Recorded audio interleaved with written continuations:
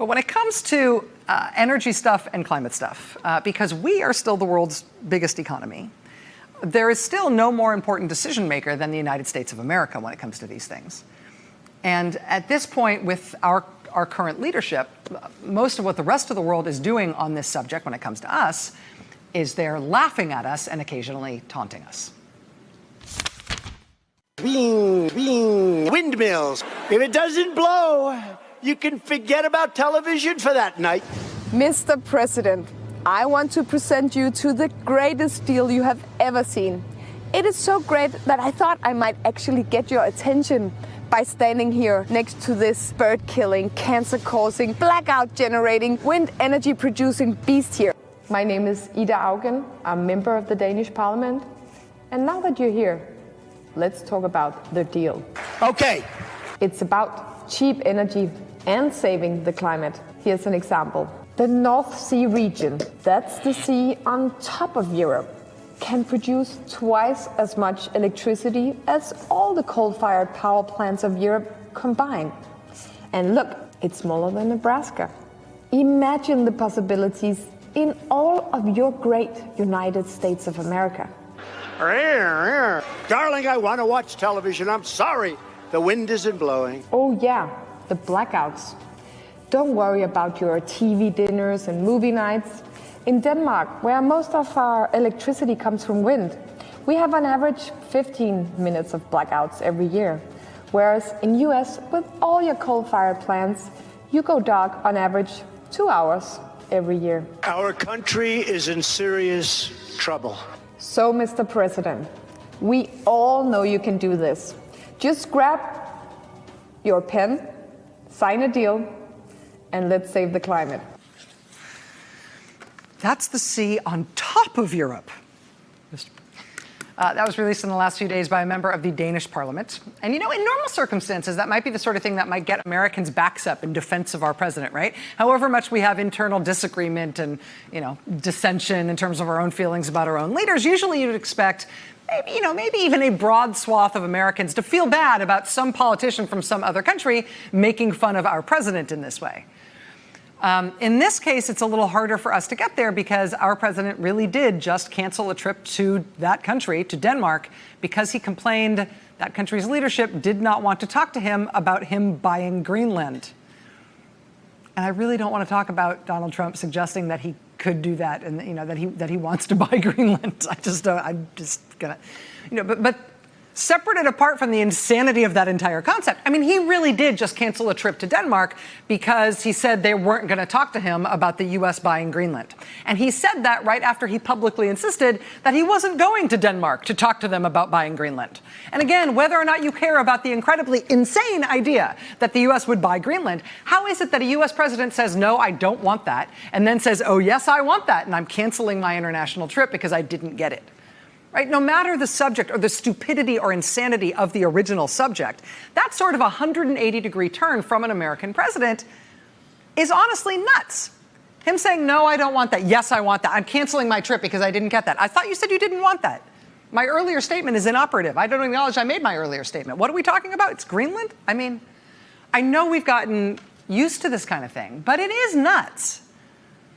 It was also nuts this weekend at the G7 when President Trump was asked if he attended the meeting at the G7 that was about climate. The president responded by saying that meeting had not yet happened yet, that it was going to be next, the next thing, like the next thing in the future. In fact, the meeting had already happened, and he just hadn't been there. Then the White House press secretary put out a formal statement explaining that the reason the president hadn't gone to the climate session was not because it was still in the future, as far as he was concerned, but instead because at the time of the climate meeting, he was busy. He was having bilateral meetings with the leaders of India and Germany. Well, here's a picture of the climate meeting that he didn't go to. There's the leader of Germany in the purple there. That's the leader of India in the black. The Indian and German leaders were there. President Trump didn't skip the climate meeting so he could meet with the two of them. They were at that meeting. Had he been meeting with them, he'd have to do it there because that's where they were. He's the only one who wasn't there. His empty chair is there instead. It was also nuts when the president was asked by a reporter at the G7, Mr. President, any second thoughts on escalating the trade war with China? And he answered, yeah, sure, why not? The reporter followed up, second thoughts? Yes? The president said, might as well, might as well. The reporter tried again, you have second thoughts about escalating the war with China? The president's response, I have second thoughts about everything. At which point somebody distantly in the room started laughing out loud because they couldn't control themselves. I mean, if this were anybody involved in the United States government in any official capacity who spoke this way publicly at an international gathering like this, right? Their colleagues or their superiors, or at least security, would like lift them up by the armpits and rush them out the door, right? Until they could be revived or given medical treatment. In this case, it's the president, and everybody goes like, okay, I guess their new line is the American president has second thoughts about everything. When the president doesn't show up for meetings, we'll just make stuff up about that meeting having not happened or him having been somewhere where he wasn't. I mean, after the president told reporters explicitly he was having second thoughts about his new tariffs on China, the administration had to figure out what they were going to do with that one, right? I have second thoughts about everything. They quickly mounted this sort of cleanup effort. 3:02 p.m., Larry Kudlow went on CNN to explain that maybe the president had just given that answer to reporters because he didn't really know what the question was. Maybe that's a good explanation. So the president said that he's having second thoughts about escalating the trade war. Why? Well, look, if I can reinterpret that, I mean, he spoke to us. He didn't exactly hear the question. If I could reinterpret that. He didn't hear. That was 3:02 p.m. By 3:04 p.m., it was the Treasury Secretary on Fox News, also trying to explain away whatever it was the president had just said about his second thoughts, and how he didn't really mean that at all. Whatever it was he said, he didn't mean it, or he didn't hear the question, or if he did hear the question, his answer shouldn't be reinterpreted without me here to tell you what he might have meant. By the following morning, the president was back in form, apparently making this up completely out of whole cloth. China called last night our top trade people and said, let's get back to the table. China called last night? You received a phone call from China, from the Chinese government. This is big news. Are you sure? Mr. President, I asked you, could you tell us a little bit more about the call you referred to? When will the next round of negotiations with Well, we've China gotten start? 2 calls, and very, very good calls, very productive calls. There were no calls, actually. There were no calls, at least according to China. Chinese government said they're unaware of whatever these mystery calls are that the president is claiming to have received from the Chinese government on Sunday night. They're like, I don't know who called you or who they said they were, but it wasn't us. Did you really think it was us? Who told you we got calls? Did you think you took the call? Do you remember putting the phone to your face and talking into it? Was there anybody there? I mean, in the space of 30 seconds there, he goes from it being a call that we got last night to 2 calls, and very good calls. China says it was no calls, and China would know since that's who supposedly called. The White House has been unable to produce any evidence to contradict what China says about its own behavior. The much more likely explanation here is that the President of the United States really does just frequently say stuff that doesn't mean anything about what has actually happened in the world. And that he either believes stuff has happened when it hasn't happened, or he just makes it up and doesn't care that it didn't happen and assumes no one will check. And I think if we're going to be honest about this, it's not a psychological profile at this point. It's now the way the U.S. government is running. It's not just him. I mean, this has been going on long enough now that he's got the White House staff making stuff up as well. Quote, U.S. officials called several members of the traveling White House press on Saturday afternoon. Speaking anonymously, the officials claimed it was only on U.S. insistence that there would be a summit session on economics and trade at all. So U.S. government officials during the G7 summit this weekend on Saturday afternoon called up reporters and said, this G7 is so stupid. They weren't going to be talking about trade or economics at all until we, the U.S. government, insisted. This claim by anonymous White House officials was, quote, undermined by the existence of earlier drafts of the G7 agenda, which all had such a session included. So the president just makes stuff up. The White House staff just makes stuff up too, sometimes to cover up for lies the president has told to try to make them seem true, but sometimes they just tell lies of their own accord. The Washington Post's overview piece about the G7 this weekend describes these last few days as a, quote, lens into the president's unorthodox mind. That is a very generous way to put it. They describe his, quote, flummoxing moves that have rattled the markets and his own staff. Some of the things the president publicly lied about this weekend appear to be just completely unforced errors. Not just lies, but lying non sequiturs. Here's one the White House has tried to clean up just because it was so weird, and also because the First Lady has staff that answer to her, and so sometimes stuff about her has to get cleaned up. Look at the headline here. White House clarifies that Melania Trump has not met Kim Jong-un. What?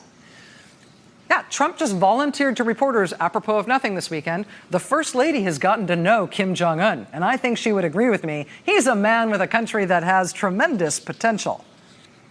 Quote, as Trump mentioned his wife, a camera cut to Melania in the audience, who cocked her head slightly and looked somewhat quizzically at the president. Several hours later, as the president and the First Lady flew back to Washington, the White House press secretary issued a statement that came with a tiny souvenir bucket and mop for those whose job it is to send out stuff like this all the time now. That's not true about the bucket and mop, but the statement is real. This is the statement. While the First Lady has not met Kim Jong-un, the president feels like she's gotten to know him. Imagine if that is your job, to send out stuff like that. The president feels like she's gotten to know him. Therefore, true. Imagine if your job is to clean up, to send up stuff like that, to clean up statements like this, not just for, your crazy uncle who by, some probate accident ended up running your otherwise totally normal family business and you have to bide your time because nobody can get rid of him for a while. And so when he says crazy stuff, we just have to pretend like he's not really here. I guess I could imagine it being that nuts, but this is for the most powerful government and largest economy in the world and the guy who is running that government. While the First Lady hasn't met him, the president feels like she's gotten to know him. The president did, however, become his most lucid self when he hit upon the idea that when it becomes America's turn next year to host the G7, that should definitely happen at one of his private clubs, for sure. Not kidding.